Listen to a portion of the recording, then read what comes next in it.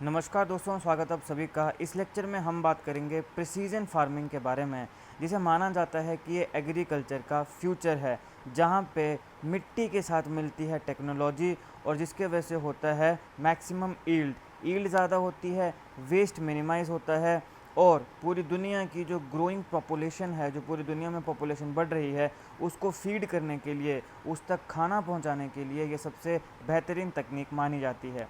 तो ये क्या होती है, कैसे होती है, इसके प्रोस क्या हैं, इसके कॉन्स क्या हैं, सरकार को इसको आगे बढ़ाने के लिए क्या करना चाहिए, सारी चीज़ों को हम विस्तार से इस लेक्चर में कवर करने वाले हैं। तो इसलिए इस लेक्चर को आप अंत तक ज़रूर देखिएगा और अगर आप चैनल पर हैं तो चैनल को सब्सक्राइब करना बिल्कुल मत भूलिएगा। बाकी politics, economy, GK, geography, science और एनवायरमेंट एंड इकोलॉजी की तमाम वीडियोज़ को देखने के लिए एक बार हमारी प्लेलिस्ट और करंट अफेयर की बाकी वीडियोज़ को भी ज़रूर चेक करिएगा, आपको उन्हें देख के काफ़ी हेल्प मिलने वाली है। तो चलिए दोस्तों, शुरुआत करते हैं। सबसे पहले बात करते हैं कि प्रिसीजन फार्मिंग ये है क्या। देखिए, प्रिसीजन फार्मिंग को हम प्रिसीजन एग्रीकल्चर भी बोलते हैं। तो सवाल आपको प्रिसीजन फार्मिंग से भी आ सकता है और प्रिसीजन एग्रीकल्चर से भी आ सकता है। ये डेटा ड्रिवन अप्रोच है, यानी कि हम डेटा लेंगे, डेटा इकट्ठा करेंगे और उसके बाद फिर हम एक अप्रोच बनाएंगे इस फार्मिंग को करने के लिए। तो अब ये डेटा ड्रिवन अप्रोच किस चीज़ के लिए है? क्रॉप को मैनेज करने के लिए। तो यहाँ पे हम टेक्नोलॉजी की मदद से अपनी फील्ड्स को मॉनिटर करेंगे, मेज़र करेंगे और हम देखेंगे कि जो वेरिएबिलिटी है, कुछ भी अगर वेरिएशंस हम फील्ड्स में लेकर आ रहे हैं तो उसके लिए ये कैसे रिस्पॉन्ड करता है। अब यहाँ पे हम पूरे के पूरे फॉर्म को यूनिफॉर्मली ट्रीट नहीं करेंगे।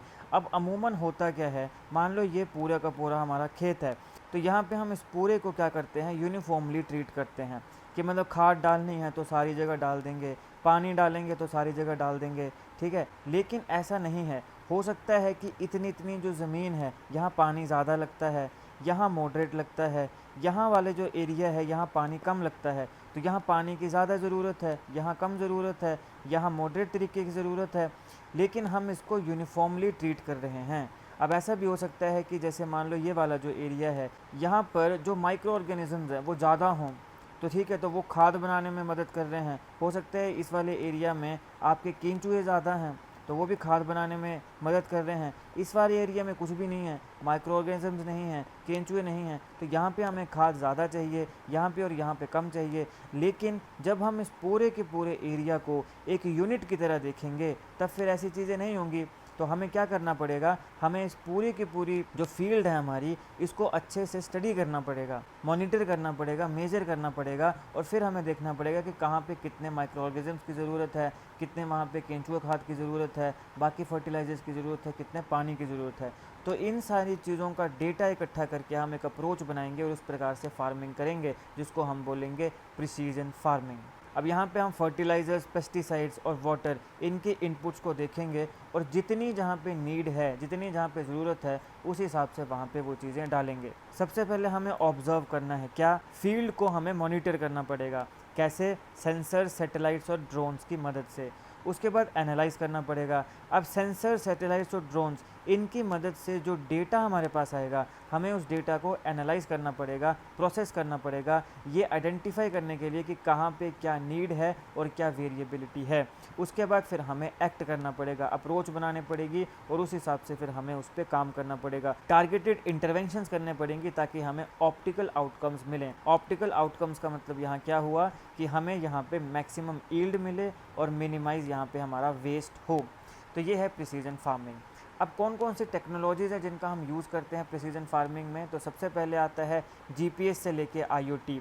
आईओटी यानी इंटरनेट ऑफ थिंग। सारी चीज़ों का हम यूज़ करते हैं ताकि फार्मर जो हैं वो अपनी लैंड को अंडरस्टैंड कर पाएँ, समझ पाएँ और मैनेज कर पाएँ।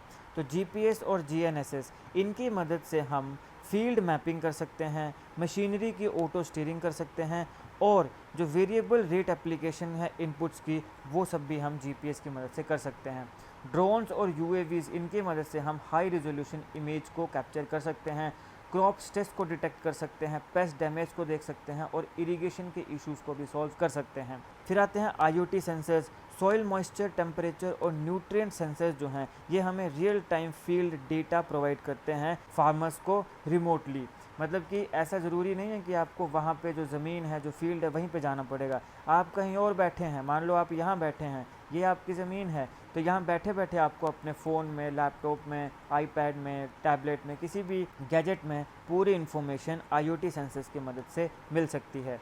और फिर हमारे पास आता है रिमोट सेंसिंग। तो यहाँ पे सैटेलाइट इमेजरी जो है वो क्रॉप हेल्थ इंडाइसेस इन सब को ट्रैक करती है अक्रॉस वास्ट एरिया, जितना मर्जी एरिया क्यों ना हो वहाँ पे इसको क्रॉप हेल्थ को ये ट्रैक कर सकती है और लार्ज स्केल मॉनिटरिंग को ये इनेबल करती है।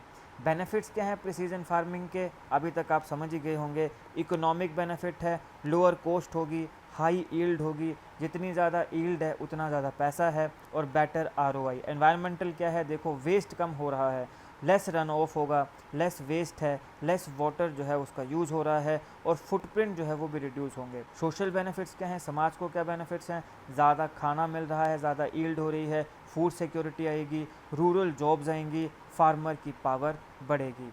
अब ये मैटर क्यों करता है, ये बहुत इंपॉर्टेंट चीज़ है। देखिए प्रिसीजन फार्मिंग जो है ये मेजरेबल गेन्स देता है अक्रॉस 3 क्रिटिकल डायमेंशंस में। इसकी वजह से ये सिर्फ टेक्नोलॉजिकल अपग्रेड नहीं माना जा रहा है, बल्कि ये होलिस्टिक इम्प्रूवमेंट है एग्रीकल्चरल सिस्टम की। 3 क्रिटिकल डायमेंशंस ये हैं जो हमने देखे, economic, environmental and social. Economic में क्या हो रहा है, पहले भी देखा हमने, इनपुट वेस्ट जो है वो रिड्यूस हो रहा है, प्रॉफिटेबिलिटी पर हेक्टेयर इंक्रीज हो रही है, केमिकल रन ऑफ कम है, वाटर को कंजर्व कर रहा है, इमिशन को कट कर रहा है, फूड सिक्योरिटी को स्ट्रेंथन कर रहा है, और स्मॉल होल्डर फार्मर्स को ये एम्पावर कर रहा है। तो ये है economic, environmental and social benefits. Challenges क्या हैं इसमें, देखो चैलेंजेस भी हैं। इनिशियल कॉस्ट काफ़ी ज़्यादा है, आपने इक्विपमेंट, सेंसर्स, सॉफ्टवेयर इन सब की ज़रूरत होगी, इसके लिए आपको काफ़ी इन्वेस्टमेंट की ज़रूरत है, और यही सबसे बड़ा बैरियर है हमारे स्मॉल और मार्जिनल फार्मर्स के लिए। लेकिन हमारी सरकार बहुत सी ऐसी चीज़ें हैं जिनके ऊपर आप सबको पता है सब्सिडी देती है। हो सकता है आने वाले समय में गवर्नमेंट यहाँ पर भी सब्सिडी दे, तो अगर यहाँ पर भी सब्सिडी मिले तो ये बहुत ही एक बड़ा स्टेप माना जाएगा हमारे स्मॉल और मार्जिनल फार्मर्स के लिए या एग्रीकल्चर के लिए ऑल टुगेदर। फिर आता है डेटा कम्प्लेक्सिटी। अब देखिए लार्ज वॉल्यूम है फील्ड डेटा का, जिसे मैनेज और इंटरप्रेट करने के लिए टेक्निकल स्किल्स की ज़रूरत है, और काफ़ी ऐसे फार्मर्स हैं इस समय जो ये लैक कर रहे हैं। तो लेकिन इसका मतलब ये नहीं है कि इस चीज़ के लिए उन्हें किसी टेक्निकल स्किल वाले व्यक्ति को हायर करना पड़ेगा। आजकल छोटे छोटे बच्चे जो हैं वो यार मोबाइल फ़ोन में सब चीज़ें चला ले रहे हैं, तो जो फार्मर्स हैं उनके बच्चे आगे इन चीज़ों को संभाल सकते हैं। लेकिन फिर भी मैं मानता हूँ कि हाँ ये प्रॉब्लम है, ज़रूरी नहीं है कि सारों के बच्चे ऐसे कर रहे हैं, मैक्सिमम जो हैं वो कर सकते हैं, लेकिन कई अगर नहीं भी कर पा रहे हैं तो वहाँ पे ट्रेनिंग दी जा सकती है, वहाँ पे सेमिनार्स में उनको इन सब चीज़ों के साथ जोड़ा जा सकता है।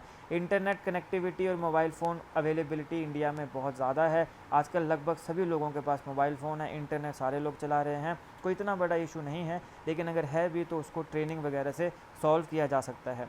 फिर आता है कनेक्टिविटी गैप। अब ये एक बहुत बड़ा मुद्दा है, रूरल एरियाज़ जो हैं वहाँ पे रिलायबल इंटरनेट नहीं है या मोबाइल नेटवर्क्स नहीं है। अब इस देश में कई ऐसी जगह भी हैं जहाँ पे इलेक्ट्रिसिटी नहीं पहुँचती है, तो फिर इंटरनेट तो वहाँ पे अभी भी बहुत दूर की बात है। तो रूरल एरियाज़ में ये एक प्रॉब्लम है, तो इसके लिए हमें एक रियल टाइम IoT या फिर क्लाउड बेस्ड सिस्टम जो हैं वो बनाने पड़ेंगे। तो अभी धीरे धीरे हमारी कुछ कंपनीज इंडिया में इसके ऊपर काम कर रही हैं, हो सकता है कि आने वाले समय में ये जो कनेक्टिविटी गैप हैं ये भी ख़त्म हो जाएं। फिर आता है एक्सपर्टीज़ की शॉर्टेज। तो ट्रेंड एग्रोनॉमिस्ट और जो टेक्नीशियंस हैं उनकी भी हमारे देश में शॉर्टेज है, जो कि लार्ज स्केल में प्रिसीजन फार्मिंग की जो इम्प्लीमेंटेशन है उसे सपोर्ट कर सकते हैं। अब मान लो एक बार चीज़ों को जब सीख लिया गया तब तो फार्मर खुद ही कर लेगा, लेकिन उसको सिखाना तो पड़ेगा, तो सिखाने के लिए एग्रोनॉमिस्ट और टेक्नीशियंस की ज़रूरत है। ये एक बहुत बड़ा कंसर्न या चैलेंज इंडिया में है। अब अगर हम कुछ ग्लोबल सक्सेस स्टोरीज़ को देखें तो सबसे पहले यूनाइटेड स्टेट्स, यहाँ पे प्रिसीजन फार्मिंग होती है। GPS गाइडेड ऑटो स्टीयर और वेरिएबल रेट टेक्नोलॉजी है जिसने कॉर्न यील्ड को 15 से 20% तक बूस्ट किया है और फर्टिलाइज़र के यूज़ को 30% तक कट किया है, कम किया है। तुम सोचो फर्टिलाइज़र के यूज़ भारत जैसे देश में जहाँ धड़ाधड़ फर्टिलाइज़र्स का यूज़ हो रहा है, हमारा जो सॉइल का बायोम है, माइक्रोबायोम, वो डूबता जा रहा है। वाटर टेबल हमारे पंजाब, हरियाणा में कई ऐसे क्षेत्र हैं जहाँ पे कम होता जा रहा है। ये बहुत बड़े कंसर्न्स हैं इंडिया में, और धड़ाधड़ फर्टिलाइजर्स की वजह से हमारी जो उर्वरक क्षमता है हमारी सॉइल की, मिट्टी की, वो भी कम होती जा रही है क्योंकि केमिकल्स का यूज़ हो रहा है। इसीलिए इंडिया में नेचुरल फार्मिंग को पिछले कुछ सालों से काफ़ी बढ़ावा दिया जा रहा है। वहाँ पे इस टेक्नोलॉजी की मदद से फर्टिलाइज़र के यूज़ में 30% तक गिरावट आई है। ये बहुत बड़ा नंबर है। और कॉर्न की यील्ड में 15 से 20% इजाफा हुआ है। ये एक बहुत बड़ा नंबर है और बहुत ही बेहतरीन केस स्टडी है यूनाइटेड स्टेट्स की। फिर आता है फ्रांस। फ्रांस में ड्रोन बेस्ड NDVI मैपिंग को यूज़ किया गया इरिगेशन को ऑप्टिमाइज़ करने के लिए और हार्वेस्ट टाइमिंग को ऑप्टिमाइज़ करने के लिए। इसने फ्रांस की, आप सब जानते हैं कि फ्रांस वाइन के लिए जाना जाता है, तो वाइन क्वालिटी को इम्प्रूव किया है और वाटर वेस्ट को भी रिड्यूस किया है। तीसरा हमारे पास जापान आता है। जापान में जो एजिंग फार्मर पॉपुलेशन है उसके लिए यहाँ पे ऑटोनोमस रोबोट्स और AI ड्रिवन सिस्टम्स को डिप्लॉय किया है ताकि स्मॉल प्लॉट्स में प्रोडक्टिविटी को मेंटेन किया जा सके और काफ़ी प्रोडक्टिविटी जापान में इंक्रीज़ हुई है। इस प्रकार की काफ़ी चीज़ें हमें इसराइल में भी देखने को मिलती हैं। इसराइल मास्टर है इन सब चीज़ों का। अब अगर हम भारत में प्रिसीजन फार्मिंग की बात करें तो देखिए, सबसे पहले अपॉर्चुनिटीज़ की बात करते हैं तो वास्ट एग्रीकल्चर लैंड है भारत के पास। स्मार्टफोन पेनिट्रेशन इंडिया में ग्रो हो रही है, इंटरनेट पेनिट्रेशन ग्रो हो रही है और यहाँ पे यंग वर्कफोर्स जो है वो आइडियल कंडीशंस क्रिएट कर रही है प्रिसीजन फार्मिंग की अडॉप्शन के लिए। गवर्नमेंट के इनिशिएटिव्स की बात करें तो डिजिटल एग्रीकल्चर मिशन है जो कि एग्री टेक स्टार्टअप्स को और डिजिटल प्लेटफॉर्म्स को प्रमोट कर रहा है। PM किसान है जहां पे डायरेक्ट बेनिफिट ट्रांसफ़र मिल रही है जिसकी वजह से टेक इन्वेस्टमेंट इनेबल की जा सकती है फार्मर्स के लिए। सोइल हेल्थ कार्ड स्कीम है जहां पे डेटा ड्रिवन न्यूट्रिएंट मैनेजमेंट है अक्रॉस 14 करोड़ फार्म्स। ये बहुत ही बड़ा और इंपॉर्टेंट स्टेप है हमारी गवर्नमेंट का soil health card system. Agri stack एक यूनिफाइड डिजिटल इंफ्रास्ट्रक्चर है फार्मर डेटा और सर्विसेज के लिए। इन सारी स्कीम्स के बारे में आपने ध्यान में रखना है, इससे सवाल बन सकता है। अब अगर हम डेटा एनालिटिक्स और AI की बात करें फार्म मैनेजमेंट में तो सबसे पहले कलेक्ट डेटा की कलेक्शन आती है, पैटर्न्स को एनालाइज करना होता है, इंसाइट्स को जनरेट करना पड़ता है और फिर डिसीजंस को ऑप्टिमाइज़ करना पड़ता है। AI जो है ये रॉ फील्ड्स डेटा को एक्शनेबल इंटेलिजेंस में एकदम ट्रांसफॉर्म कर दे रही है, क्रॉप यील्ड्स को प्रिडिक्ट कर रही है, डिजीज़ को डिटेक्ट कर रही है इससे पहले कि वो एक जगह से दूसरी जगह, एक प्लांट से दूसरे प्लांट में। फिर इसके साथ साथ ऑप्टिमल प्लांटिंग विंडोज़ को ये रिकमेंड कर रही है कि ये एक सही टाइम है इस XYZ बीज को बोने का, तो यहाँ पे प्लांटिंग विंडोज़ को ऑप्टिमाइज़ किया जा रहा है। फिर सालों के एग्रोनॉमिक डेटा की मदद से मशीन लर्निंग मॉडल्स को ट्रेन किया जा रहा है जो कि ट्रेडिशनल मेथड्स जो हैं एक्यूरेसी और स्पीड के, उन्हें आउट परफॉर्म कर सकते हैं। फ्यूचर ट्रेंड्स और इनोवेशंस की बात करें तो सबसे पहले autonomous farming, self driving tractors आ रहे हैं, रोबोटिक हार्वेस्टर्स आ रहे हैं जो कि लेबर डिपेंडेंसी को रिड्यूस करेंगे और 24/7 ये ऑपरेट हो सकते हैं। हालांकि ऑब्वियसली जो स्मॉल या मार्जिनल फार्मर्स हैं उनके लिए यहाँ तक पहुँचना मुश्किल है क्योंकि पैसा बहुत लगेगा। जीन एडिटिंग क्रॉप्स, क्रिस्पर और बायोटेक टूल्स की मदद से climate resilient high yield crop varieties को बनाया जा रहा है जो लोकल कंडीशंस के हिसाब से बनाई जा रही हैं ताकि वहाँ पे जो भी एनवायरनमेंट है उसमें वो सर्वाइव कर सकें। 5G और edge computing, ultra low tendency networks जो हैं वो इनेबल कर रहे हैं रियल टाइम डिसीजन मेकिंग को डायरेक्टली फील्ड में विदाउट क्लाउड डिपेंडेंसी। और फिर आता है वर्टिकल एंड अर्बन फार्मिंग। ये जो आपको दिख रहा है इस प्रकार से ये वर्टिकल फार्मिंग है। कंट्रोल एनवायरनमेंट एग्रीकल्चर जो है ये प्रिसीजन फार्मिंग ला रहा है सिटीज़ में। फूड माइल्स को रिड्यूस किया जा रहा है, वाटर यूज़ को रिड्यूस किया जा रहा है। अब ये जो है आपके पास वर्टिकल फार्मिंग या एक और आता है जैसे हाइड्रोपोनिक्स, ये सब चीज़ें बहुत ही बेहतरीन ऑप्शन निकल के आए हैं। हमारी जो सिटीज़ हैं जहाँ पे लोगों के पास ज़मीन कम है तो आपने एक मान लो कमरा ले लिया, वहाँ पे आप शुरू कर दीजिए, या किसी का घर है तो छत पे आप शुरू कर सकते हैं वर्टिकल फार्म्स या फिर जो आपके हाइड्रोपोनिक्स एंड ऑल। लेकिन अब मैंने ऐसा देखा है कि कुछ लोग खासकर जो थोड़े मतलब पुराने ख्यालों वाले हैं, ट्रेडिशनल हैं, वो इसको इतना सही नहीं मानते हैं। लेकिन धीरे धीरे लोगों में जागरूकता आएगी और इस प्रकार की चीज़ें जो हमारी सिटीज़ हैं, बेंगलोर है, दिल्ली है, चंडीगढ़ है। चंडीगढ़ में तो मैंने इतना नहीं सुना, लेकिन बेंगलोर और दिल्ली में काफ़ी लोग हैं जो इसके ऊपर काम कर रहे हैं हाइड्रोपोनिक्स में। इवन हमारे गांव देहात में भी कई लोग हाइड्रोपोनिक्स में काम कर रहे हैं। आने वाले समय में ये चीज़ें हमें और भी बढ़ती दिखेंगी जो कि एक अच्छी बात है, अच्छा ट्रेंड है। अब हम स्मार्टर और मोर सस्टेनेबल कल बना सकते हैं। कैसे? प्रिसीजन फार्मिंग की मदद से। ये एक डिस्टेंट ड्रीम नहीं है, ऐसा नहीं है कि फ्यूचर में होगा। प्रेजेंट और फ्यूचर है ये एग्रीकल्चर का। टेक्नोलॉजी, डेटा और ह्यूमन इंजेन्यूटी को जब हम कंबाइन कर देते हैं तो हम ज़्यादा खाना बना सकते हैं, ज़्यादा फूड हम ग्रो कर सकते हैं फ्यूअर रिसोर्सेज की मदद से। एनवायरनमेंट को हम प्रोटेक्ट कर सकते हैं क्योंकि केमिकल्स कम रिलीज़ हो रहे हैं, वाटर जो है वो कम वेस्ट हो रहा है, और फूड सिक्योरिटी जो है उसे भी हम इंश्योर कर सकते हैं। सस्टेनेबल है ये, वेस्ट कम है, इमिशंस कम है, प्रोडक्टिव है, बेटर ROI है, हायर यील्ड है, स्केलेबल है, सीधे स्मॉल फार्म से ग्लोबल सिस्टम ये बन सकता है। तो ये है दोस्तों प्रिसीजन फार्मिंग। आई होप आपको वीडियो अच्छी लगी हो। यहाँ पे जितने भी इंपॉर्टेंट फैक्ट्स हैं आपके एग्जामिनेशन के लिए वो हमने कवर किए हैं। तो अगर आपको वीडियो अच्छी लगे तो लाइक करिएगा, शेयर करिएगा, और politics, economy, GK, geography, science, environment and ecology के तमाम वीडियोज़ को देखने के लिए एक बार हमारी पेज को जरूर चेक करिएगा। आप किसी भी एग्जाम की तैयारी कर रहे हो, हमारी प्लेस से करंट अफेयर की बाकी वीडियोज़ को देख के आपको काफ़ी हेल्प मिलने वाली है। इसे समय निकाल के हमारे चैनल को जरूर चेक करिएगा, और GK, current affair, GK tricks ऐसी वीडियोज़ के लिए हमारे चैनल को सब्सक्राइब करना बिल्कुल मत भूलिएगा। आपका धन्यवाद।